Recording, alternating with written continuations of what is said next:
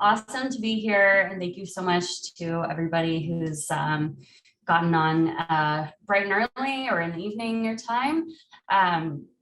As Chris said, I am one of the managers on the external development intelligence team at EA, and I just wanted to provide a little context for why I wanted to do this panel. So I've been following a lot of conversations happening internally at EA about how we as a company are embracing or deciding not to embrace emerging technologies like AI and machine learning, including blockchain and development, NFTs, and what do we do or not do with those in games in the future. And we've obviously been in a time of huge technological change for a long time, but this really, it does feel like we're really in a time of even bigger change, and the change that's really shaping the future of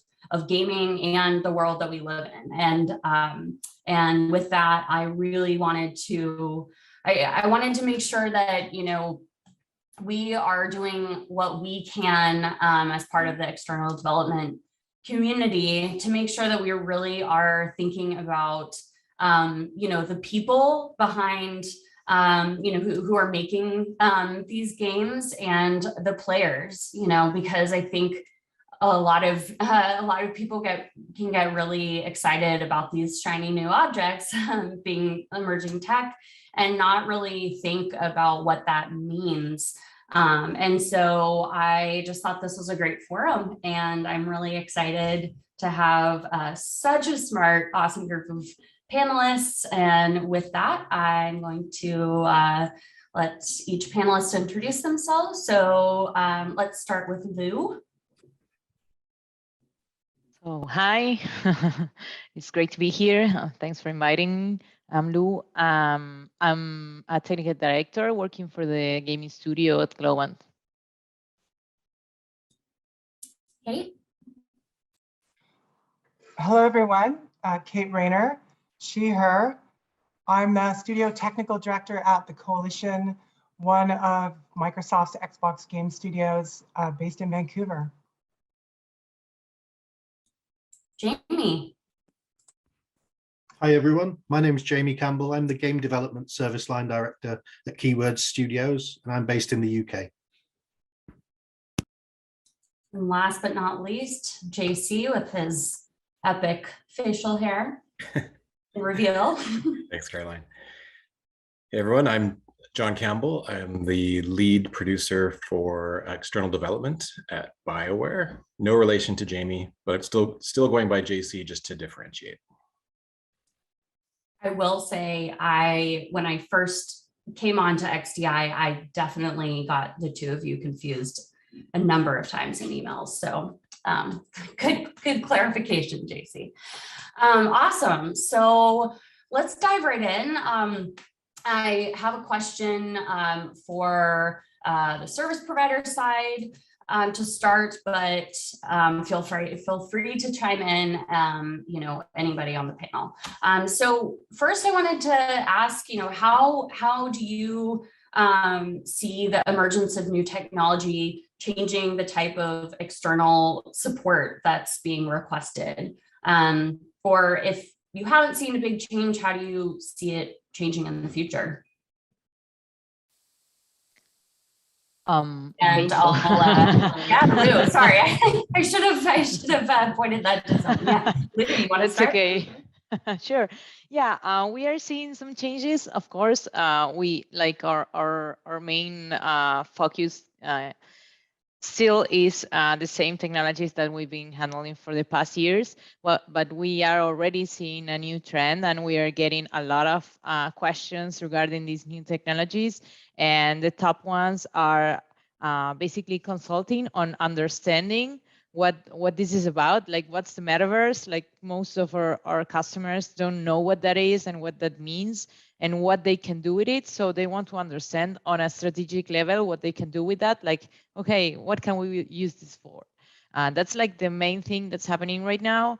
So we are basically, gathering a lot of information on all of the things we can do for all of the different customers. And we are also getting a lot of questions on NFT stores. Like that's what we were talking about before, like a lot of item tokenization.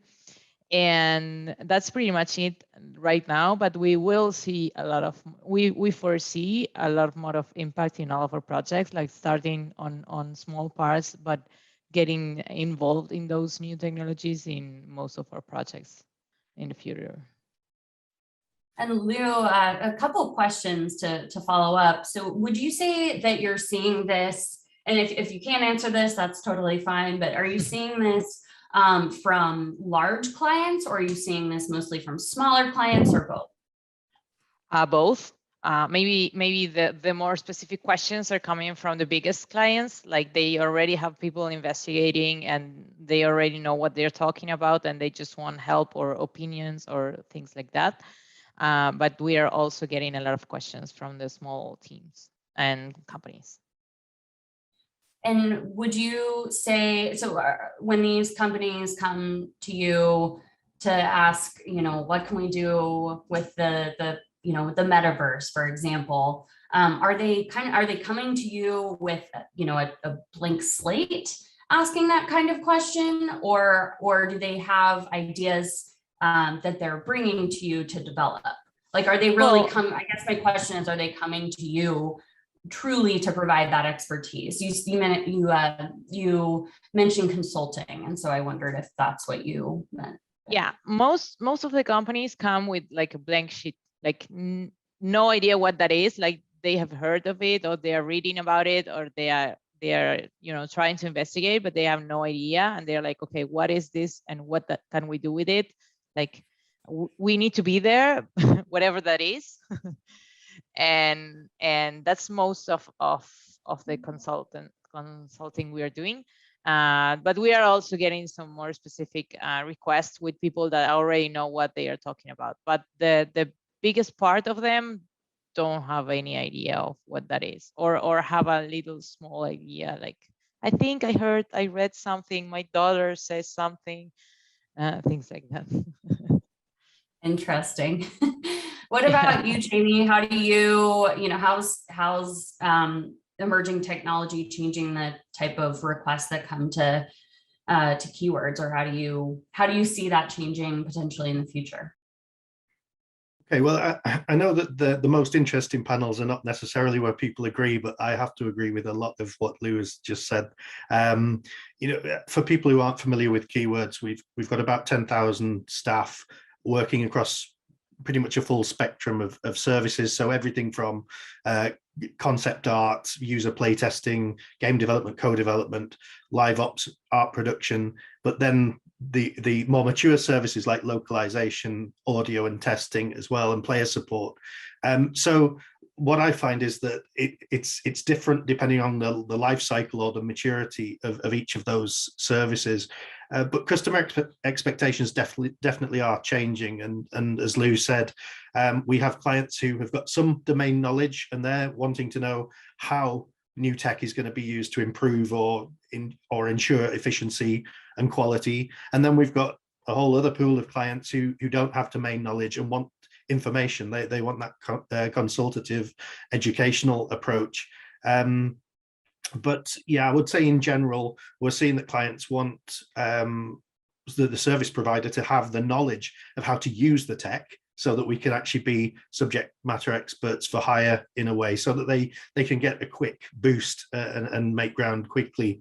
So I think that the biggest impact I see is actually on the relationships that clients will have with service provision partners. I think will become more collaborative while we evaluate emerging technologies as well between clients and suppliers. We've both got an interest not to commit as a publisher or game developer or as a service provider. None of us want to commit to a particular technology that's going to become obsolete. We don't want to make the wrong choice. So why don't we work together and try and hedge our bets to be on to bet on the winning horse and avoid that that technical shakeout that always happens as a technology starts to mature. So I think we can avoid making mistakes by working together, sharing knowledge, loving the problem together, taking a design view on the emerging tech, and having strong technology strategies that we share between ourselves as well, and look out for any gaps so we can try and avoid them. I'm going to put you on the spot here, Jamie. That's really helpful, by the way. And honestly, saying something similar to what Lou said, that just corroborates, I think, the evidence that there is a growing demand in the ways that you mentioned. So I was wondering, when clients come to you and ask for your consulting services around these emerging technologies, where do you all, because like at some point there has to be a source of knowledge that you all are getting to be able to share. So what do how do you all get ramped up on that? Absolutely. I mean, it's a great question. As you know, development resources are in extremely high demand at the moment. So I think it's important, not just for Keywords, but for our clients and other people operating in the same space, to try and carve out some space for innovation and make that investment. Dedicate time, resources to R&D, emerging tech, innovation, not just within the games industry, but in adjacent markets as well. We need to learn from what's happened before. Like I say, if we look at a service line like Localization, that's been revolutionized by machine translation. We shouldn't be thinking about how much our engineers, our game developers, are in demand right now. We should be looking further down the road and saying, in 5 years' time, what tools and technologies might we have, and how should we be redeploying those resources to make the best use of them? So it's very difficult to cover every base, but I think, like I say, almost having a shared technology strategy and sharing the workload between the developer, publisher, and the service provider, it can help us cover more of that space, so that we're aware of the technologies and we're getting up to speed on more than we individually have the bandwidth to do so. Yeah, it's really interesting to think about the type of collaboration that might be happening even beyond the way that we collaborate currently, just in terms of information sharing. It's not something there's definitely some of that's happened up to this point, but it's not something that I personally have seen a ton of. So it's just super fascinating. Thank you. I want to switch gears over to the developer publisher side and dive into a specific question around blockchain. So JC, what kind of unique opportunities and risks do you foresee in embracing blockchain technology as part of the external development pipeline? Thanks, Caroline. So I think there's more opportunities than risks, but I'll address the opportunities that I'm thinking about first. We're on the client side of things, so we are working with our partners to help us develop content, code, help us partnerships to build our games. So in those relationships, one of the things that's really important is clarity of ownership.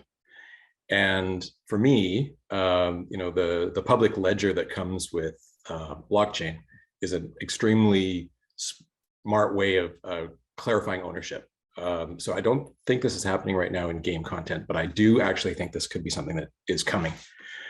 So,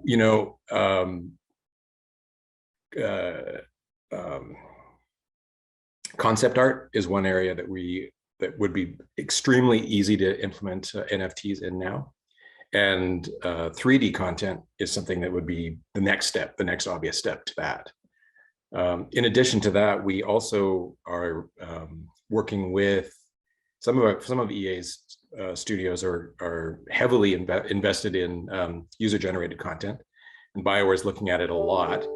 And in that arena, ownership is extremely important as well. So whether we allow an individual to retain ownership of an asset, or whether we require transfer of ownership, blockchain could easily help with that, with clarifying that. And because it's a public ledger, it's really easy to verify those things.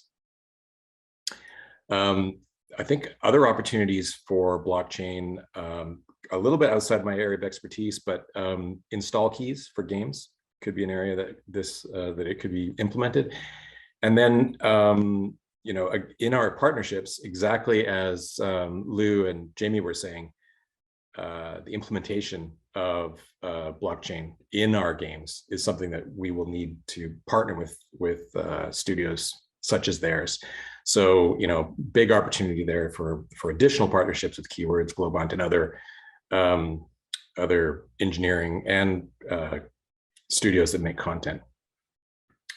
On the risk side, I still look at crypto as a pretty as an example of not very wise energy usage, and I think that needs to be addressed. So if we're going to be doing any more of this, generating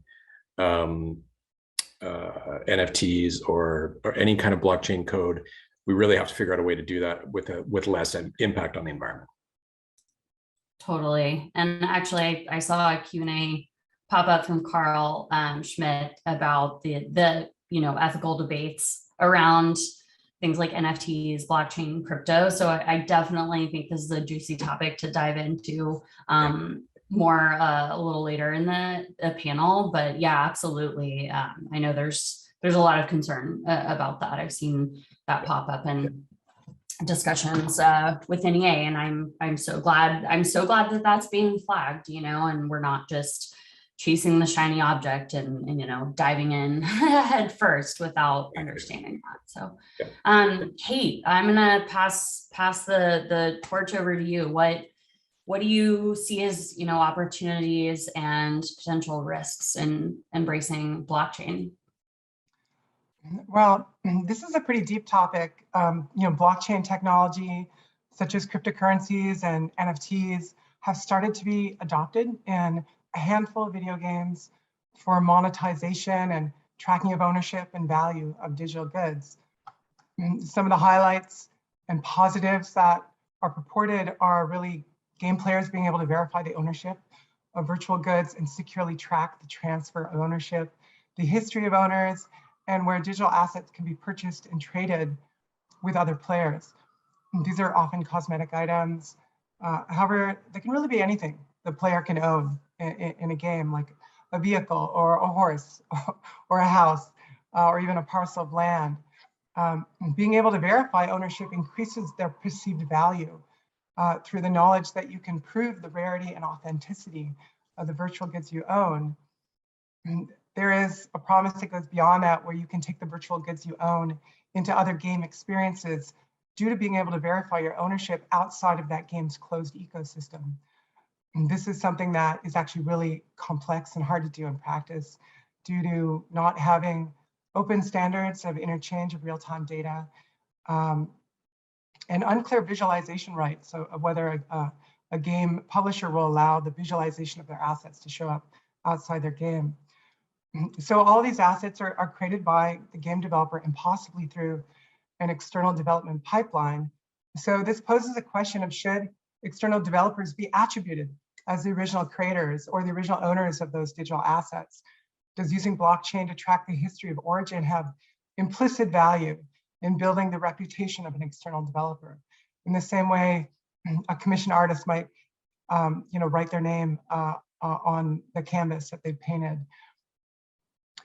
There's like different business models that can come with this. Some of them are very controversial, like retaining the rights to monetize the resale of virtual assets down the line, or perhaps opening up new business models for external developers, like creating digital prints of assets they're creating and selling them to multiple customers, or leasing those assets. On the other side, for the risks, there's been understandable pushback from the gaming community due to the ability to create marketplaces outside of games, leading to exploitive inflation of rare and collectible items and concerns of gambling occurring outside the control of a central authority. All this gets much more concerning when transactions of ownership are done through cryptocurrencies, that translate to real world dollars. It can seem as exploitive as loot boxes and microtransactions, but really just taken to another level. There are some concerns from game publishers, or some concerns that game publishers will take a percentage of every transaction, both within their game stores, but also within gray markets that are built outside of their games.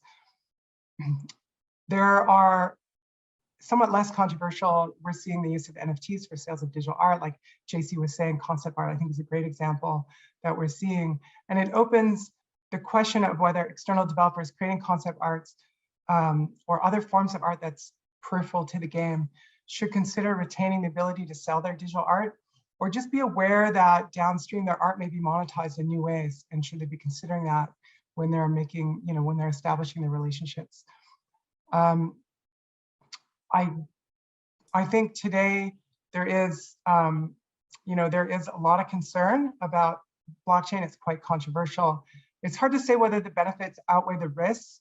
The community sentiment right now and pushback is real, and due to the potential for exploitation, and there are scams that we're seeing in this space, especially in the areas of NFTs.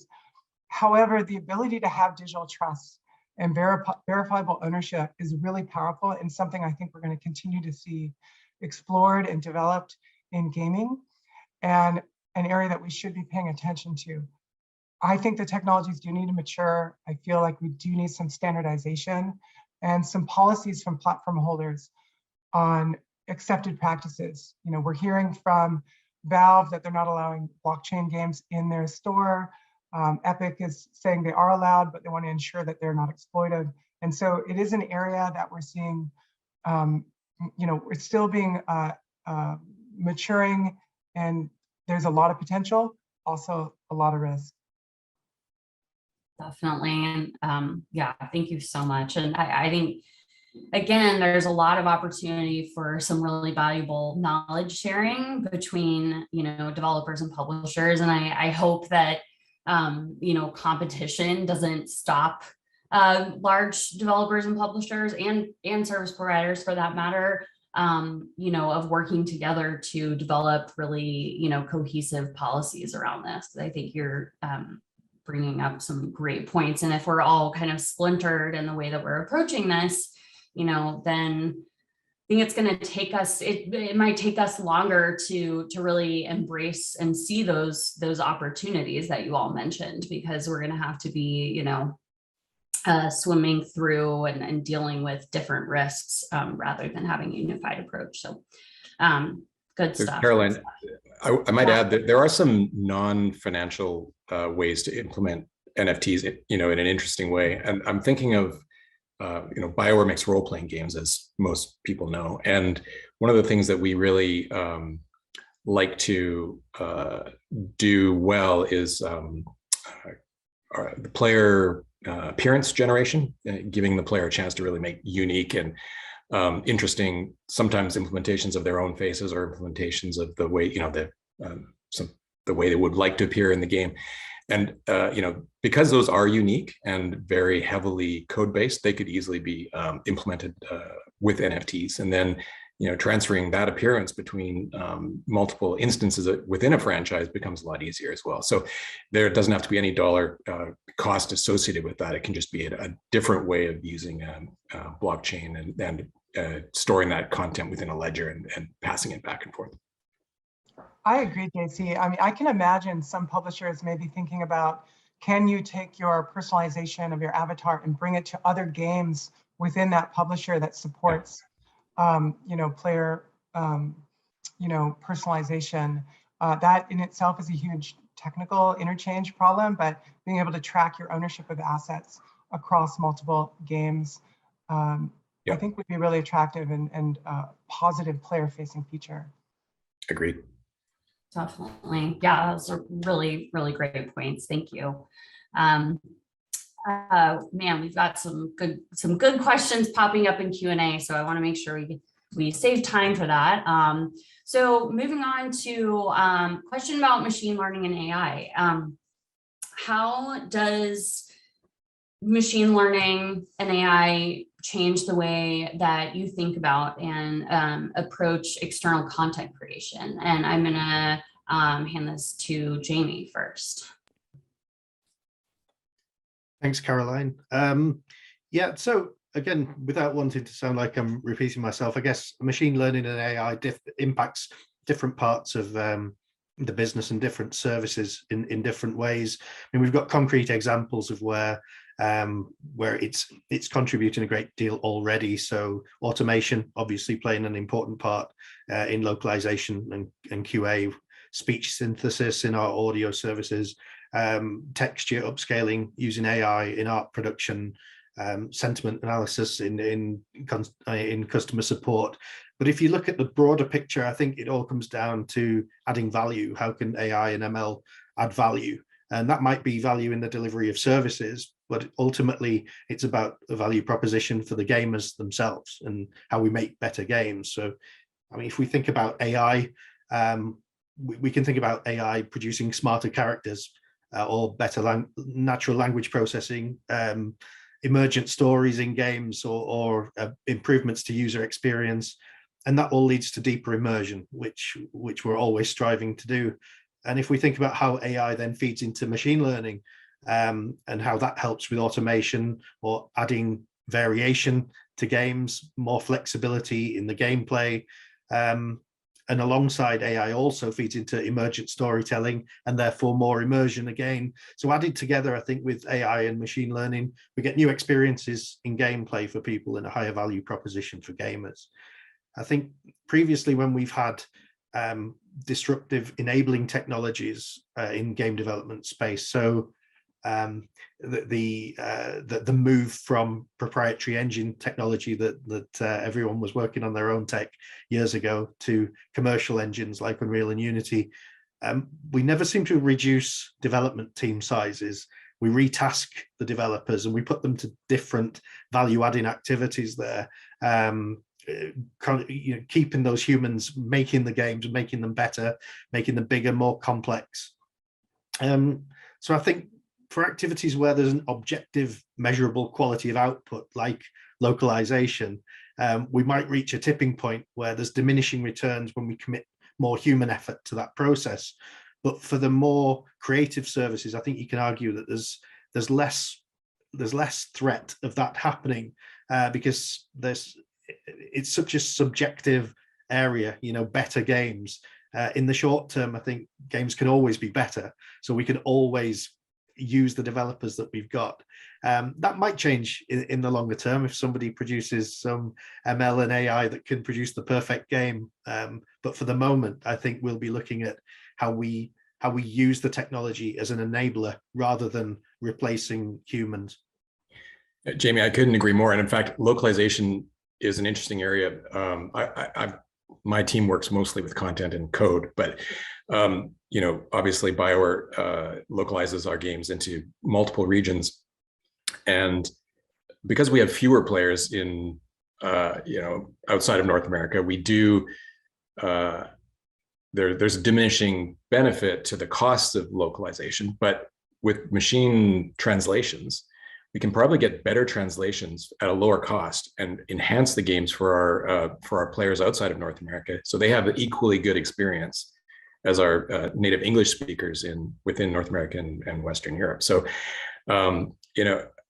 it's true. There's always a risk of people, being pushed out of their skilled roles by AI and machine learning. But I think that even in localization, the nuance that comes with language is something that humans can probably bring to content for a long while. And I think that applies in visual content as well. When we work with external partners to do, again, concept art, for example, the first step of that content is a kind of an ideation phase. So we work with partners to do, thumbnail sketches and generate some ideas that will eventually be turned into more of an actionable 3D concept, for example. But if AI can help, if machine learning can help generate a wider swath of ideas that can be then refined by our partner artists, I think that benefits everyone, because it speeds up the process. And if things run faster, then that's an opportunity for our partners to make more money. It's an opportunity for us to spend less on the process. And if there is if the AI is implemented smartly, we could actually start throwing a little bit of randomness or chaos into the process and generating unexpected ideas. So there might be a way for humans and AI to work together to develop things that neither system would have done on its own. So I'm pretty excited about that opportunity. Another area where we work with external partners for content is, again, role-playing games need a lot of 2D icons for our UIs, and AI could be very helpful in generating a huge number of icon options, and then we can work with either our internal dev teams or our external partners to pick the best options. So instead of having somebody sit down and draw 10 options for wielding a sword, we could have 1,000 options generated by an AI and then pick the 10 or 100 best that would then be implemented in the game. So huge opportunity, I think, for both sides of the partnership. You mentioned initially that idea of collaboration. So I actually think that what this kind of summarizes as is a collaboration between the people in this process and the potential AIs in this process. So, I think the sky's kind of the limit here. Right now, we're pretty focused on 2D things, but I think this could easily evolve into 3D. We've done a few experiments at BioWare, and I'll give a shout out to John Mayhew, who was on my team. He spearheaded a little research project a couple of years ago where we tried to make some sword assets for one of our games. And it was just a little 1 week research project that tech art and external development and engineering worked on together. But it really, 2 years ago, we were looking at kind of grayscale, pointillism type of art, but to look at how far things have come, we're 2 years later, we're now watching Google Research's work on the diffusion model in their, that disco implementation, and we're seeing some unbelievable, elaborate, full color 2D images that I think they're certainly competitive with fine art. We're in a commercial art world. So it's a little, they're not quite ready for commercial art implementation, but it's close. And I really think within a year or so, we'll probably be looking at some stuff that is, ready for prime time as far as commercial art from systems like that. Wow, a year. That's At the speed things are going, it's on that, but no, yeah, don't hold me to that. But the speed things are going, yeah. Even month over month, we're seeing improvements in the results. It's really incredible. The opportunities. I think sometimes there can be a lot of concern about what that might do for people's careers, what that meaning machine learning and AI might do, but the opportunities that it might open up, both for better experience for players and content creators, but also opportunities for people to, content creators to focus on lots of other things that I'm sure are going to be, in high demand as we embrace emerging technologies, like building out, huge worlds and things like that. Not to get into, whatever the Metaverse might be, but gosh, I could dive into a lot of questions. That makes me really curious about, how machine learning and AI might, change the way that service providers think about resourcing, and what type of services, like do service providers offer AI and machine learning, or Does it reduce, the number of people who are focusing on localization, for example? So many questions that I would love to have time to dive into. But I do want to get to one last question before we dive into Q&A. So this is a very broad question. However you want to, go about it is great. What is the biggest opportunity and the greatest risk? So, one and one that you foresee in embracing emerging technology for external development. And I'll hand that to Kate. Well, each generation, the size of our development teams have grown. We've been seeing an order of magnitude as we go from the 360 era to the Xbox One and PS4 era to now in the larger AAA, especially the open world games.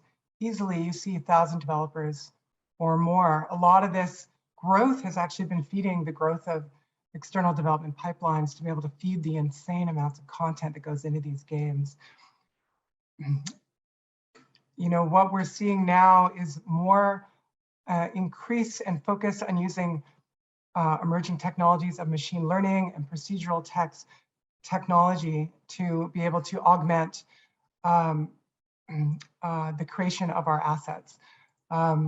These are showing up in things like the creation of digital humans, character and facial animations, audio content.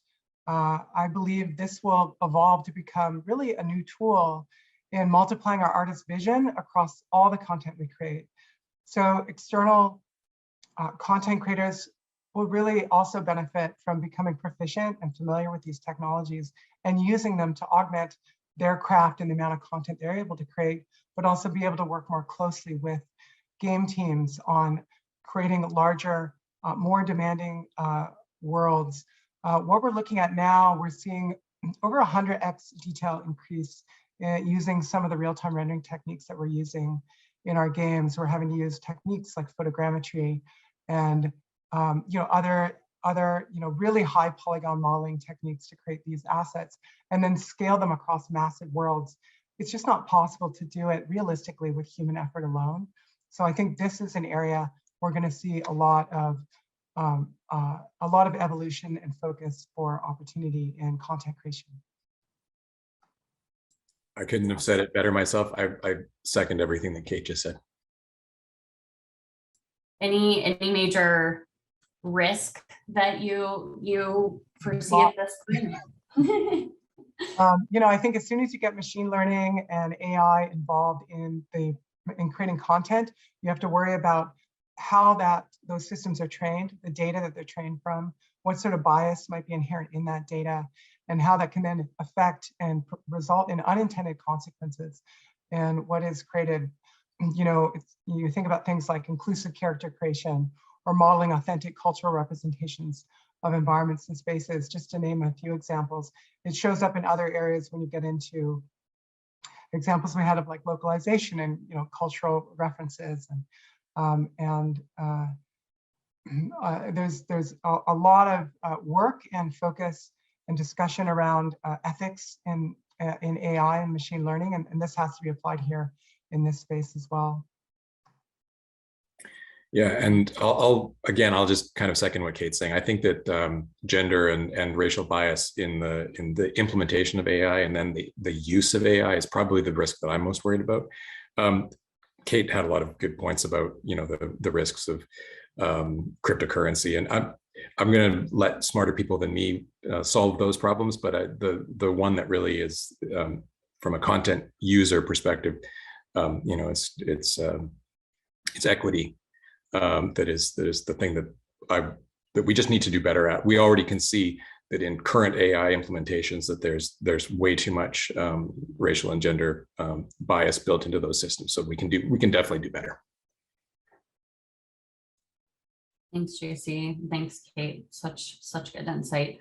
Lou, what about you? What do you foresee as the biggest opportunity and maybe the greatest risk from your point of view?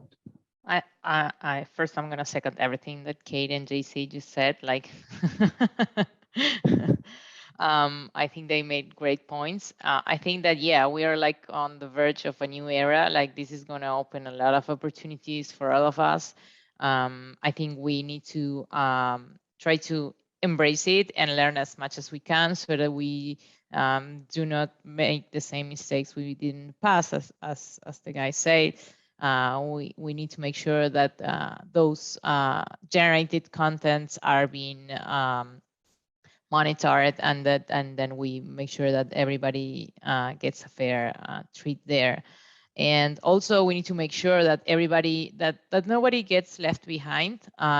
These changes are also impacting a lot of people all the time, and some people sometimes feel left out because, you know, they were, I don't know, content creators or something like that, and they're like, hey, they're taking my job. Like, it's a common topic, and we gotta make sure those people are reskilled and upskilled, and that they can provide more value. What Jamie mentioned a few minutes ago was super important, that it's not that we don't need that people anymore. We need so many people that we need to make sure that all the things that can be parallelized or that can be created by something can be created by something, and that we use that knowledge to things we cannot replace. So that's very important to make sure that everybody knows about that, and that no one feels left behind.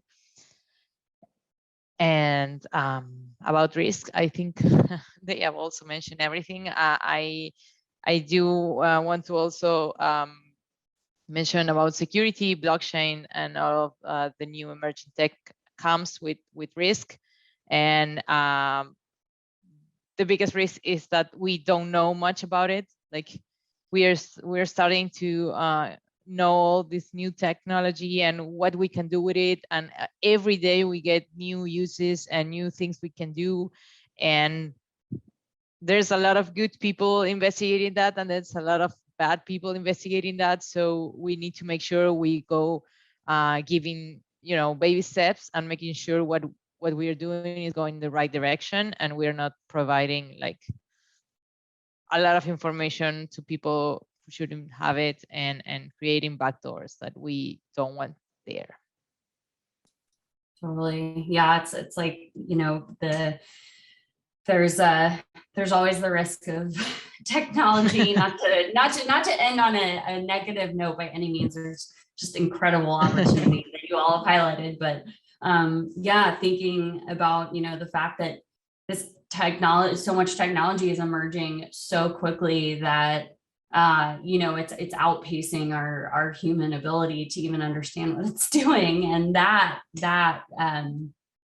you know, is kind of wild to think about. So yeah, it's so fast. Are we moving at a faster pace than we can even keep up with?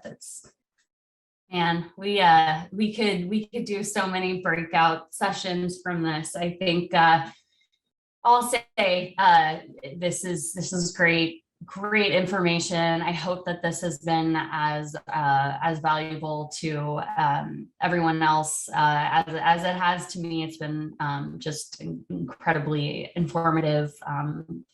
What a great panel. I feel very fortunate to have had you all join this, and I think for XDS might have to do some follow-up conversations around this, Chris. So thank you again, everyone, for coming, and have a great rest of XDS Ignite. Sorry. Thanks. Chris, thanks for moderating. Caroline, thanks for setting this up. Thanks for inviting us. Yeah, thanks for the opportunity. Thank you, everyone. Have a great rest of your day. Thanks. Bye. Everyone. Bye.